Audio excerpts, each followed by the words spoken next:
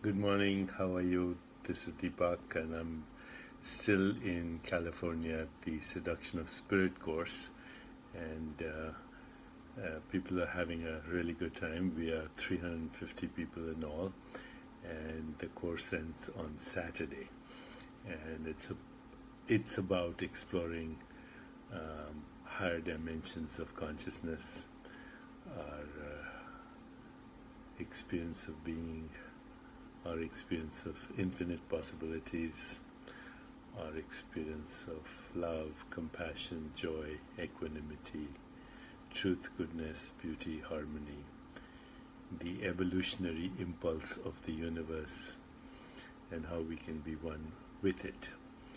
So it's a great joy every day to share insights with you, and these are coming as questions from our discussion forum on discoveringyourcosmicself.com, and most of the questions are from conversations here on this website, but also from people who have read the new book, You Are the Universe, Discovering Your Cosmic Self and Why It Matters. So today's question is from Seth, and this is the question. My question stems from the larger question regarding power. In other words, what moves things forward, specifically in regards to the characteristic of subatomic particles and how they shift to waveform when they are not being observed. This feels very similar to the principle of non-attachment or surrender in regards to manifestation. So the question is this: is surrender an empowering act, because in a way we are ceasing to observe the outcome of our desires and thus shifting them energetically from particle to wave? Okay, very good question, and before I answer, let me start with just one thing. First of all, thank you, Seth, for the question. So let me start with one thing, and that is, if you're an academic physicist or if you are a hardcore scientist, then it's very likely that you will get irritated, as many people do with me, on these analogies, the wave, particle, and how that pertains to human behavior and human endeavor. So I should just caution that anyone who's a hardcore scientist or academic will object to this metaphor or this analogy. But never mind, the world hasn't been changed by hardcore academics, but by people who thought outside the box, and some people who also got rid of the box altogether. So first of all, getting to your question about waves and particles, it is true, an unmeasured particle is a wave of potentiality. I'll say it again, an unmeasured particle is a wave of potentiality. It is residing in a field of infinite possibilities, and in that domain there is something called entanglement. Space-time, energy, information, and matter all exist as possibilities and as actually unmanifest potentiality.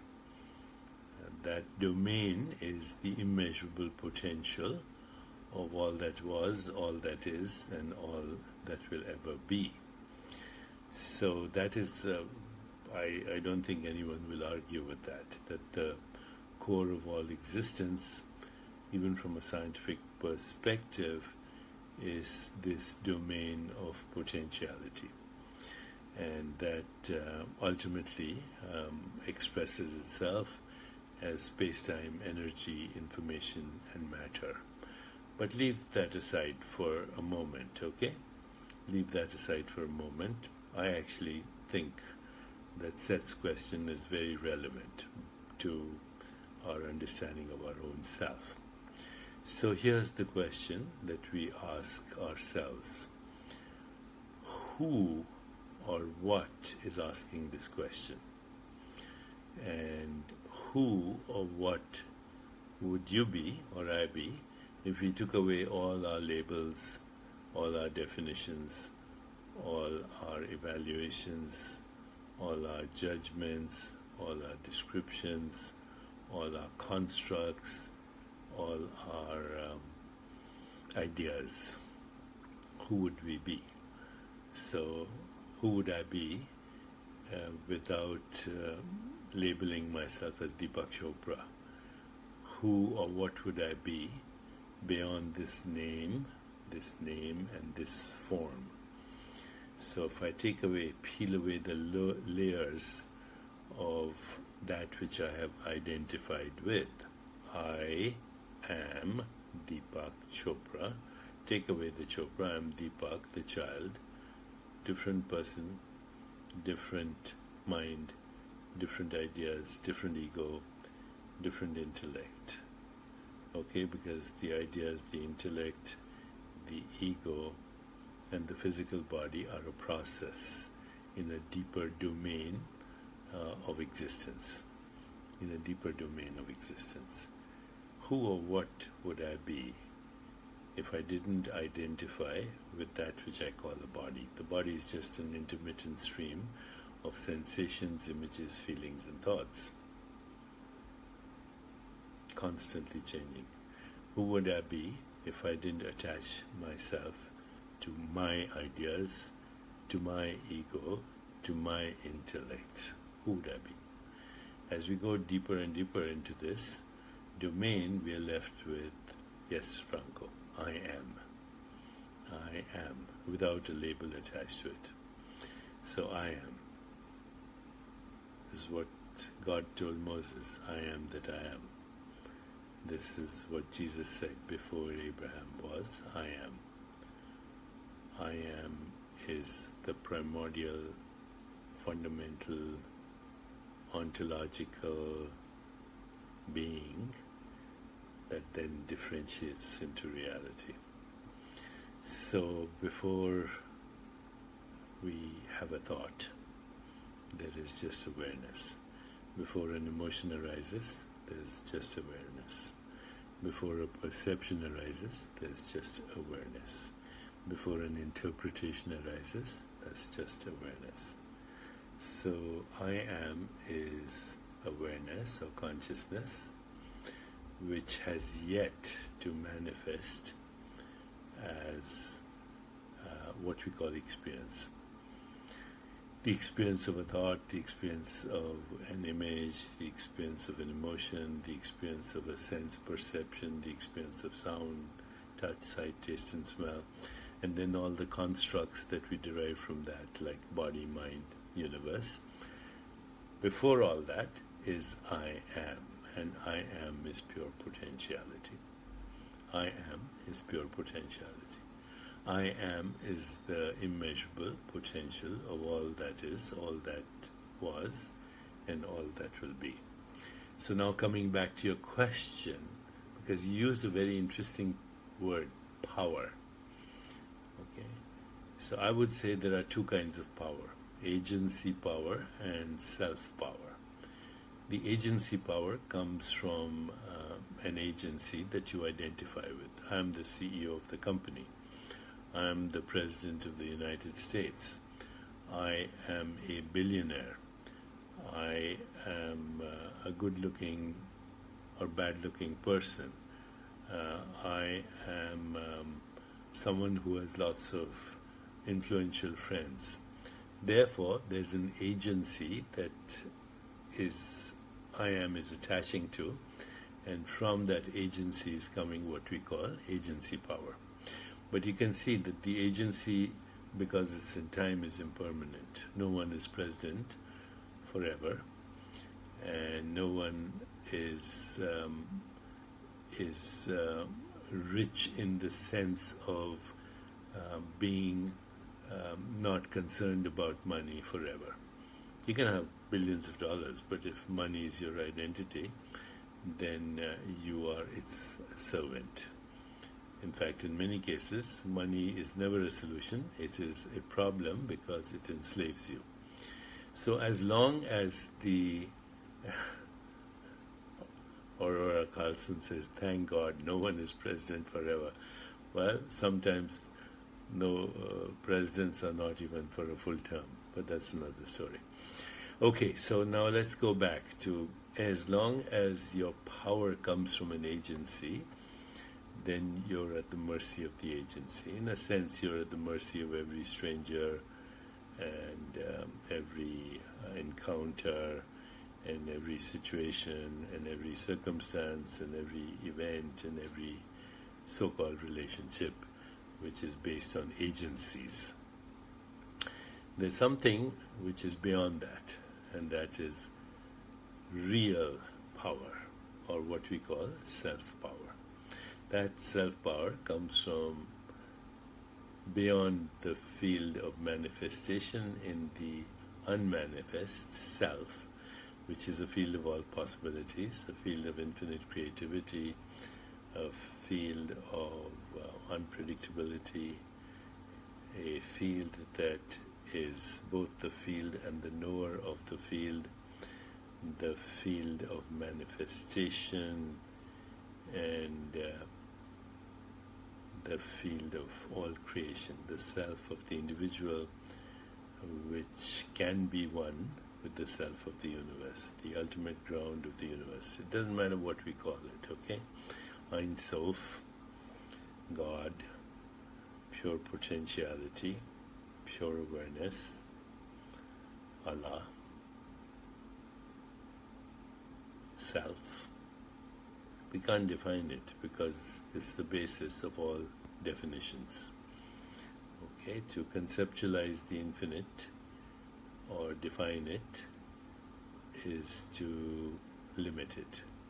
That's why any image of God or any image of the ultimate reality is just a symbolic expression of that. So this is self-power. When you have self-power, you are immune to criticism and flattery.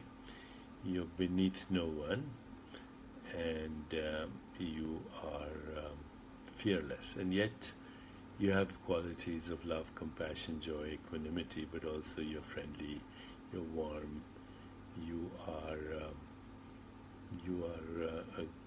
a being that is full of self-esteem. Jessica adds another word, Ein Sof. Yes, thank you, Jessica. Ein Sof is also the infinite, irreducible, ontological primitive from where all manifestation occurs. So when we are in self-power, I'll repeat, immune to criticism and flattery, beneath no one, fearless, totally, but at the same time warm, friendly, connected, full of joy and full of creativity, because there's nothing to fear. This can only be happen if you detach from outcome. Non-attachment combined with passion, purpose, the desire to contribute, the desire to empower other people, the desire to harness, what is saying harness? The desire to harness the creativity of the universe, even beyond the collective consciousness. So that can't happen if you attach yourself to a particular outcome, because then you have basically excluded everything else and you're not in the process anymore. So here is the key to the manifestation or the spontaneous fulfillment of all your desires. First of all, make your desires not just about yourself. If they're only about yourself and your ego, then maybe other egos will come along with you, as long as their egos can also be satisfied. So expand your desires so they are more about us, not about me, ultimately about all of us, everyone. So go there. Secondly, stay in the process. Stay focused with passion, with meaning and purpose, with full engagement in the process, not in the outcome. Because like if I'm walking this road, I want to get somewhere.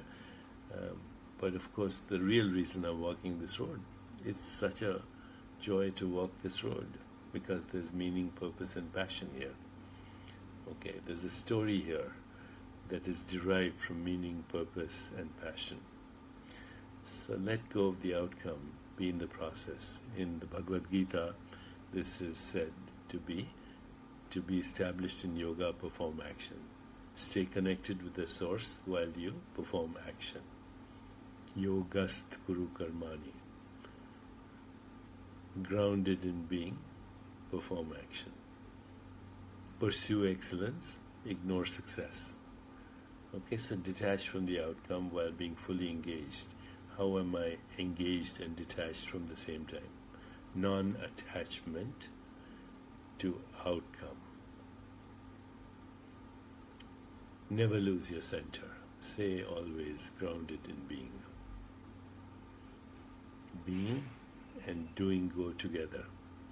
If you want a mantra for this, it's Frank Sinatra's song, Doobie Doobie Doo. Doobie Doobie Doo. So, grounded in being, action at the same time, and no attachment.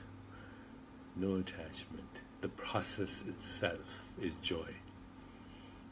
The outcome is guaranteed.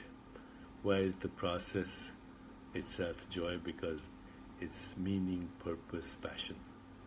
That's it. Meaning, purpose, passion.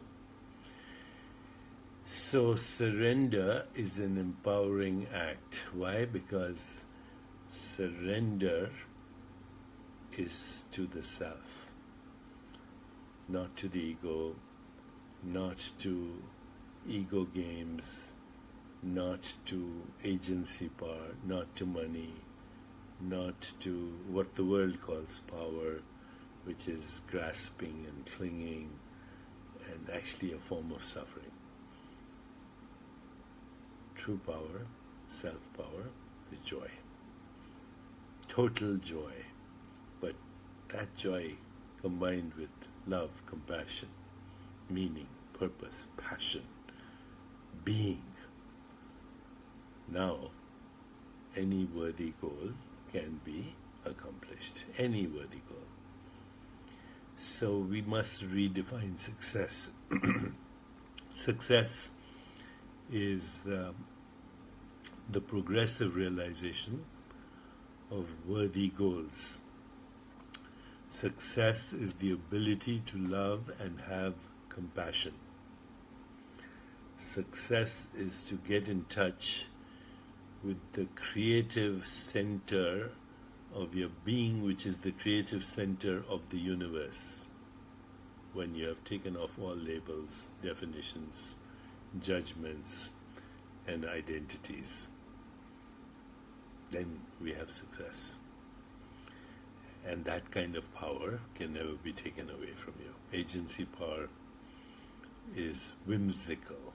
It comes and goes in every moment, in every encounter, and every situation and every circumstance. Okay, so the question is this: is surrender an empowering act? Because in a way we are ceasing to observe the outcome of our desires. Yeah, inherent in having the desire is the full organizing power of its potential. Why do you have the desire? Well, where does it come from? Who has the desire? If it's only coming from the ego, then even if you fulfill the desire, you're not going to be happy. Okay?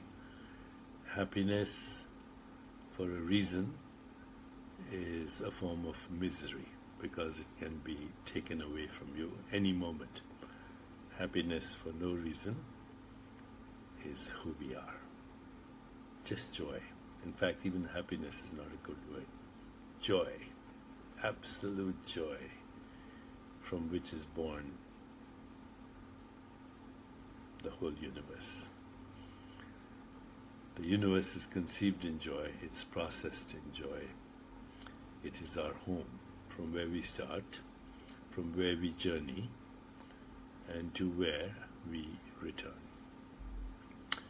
Okay, that's it for today. See you tomorrow.